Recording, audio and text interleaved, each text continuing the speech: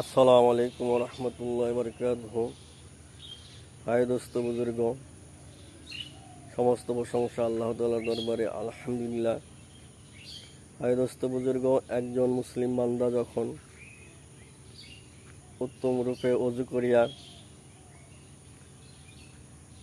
নামাজের উদ্দেশ্যে মসজিদে রওনা হয়, তার প্রত্যেকটি কদমের বিনিময় সওয়াব লেখা হয়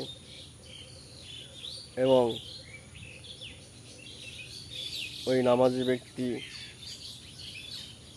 যে গুনাহ করেছে সেই গুনাহগুলোকে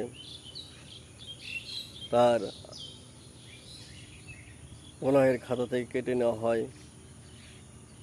এই জন্য আমরা প্রত্যেককেই 5 ওয়াক্ত নামাজ উত্তম রূপের অজু করিয়া আদায় করব এবং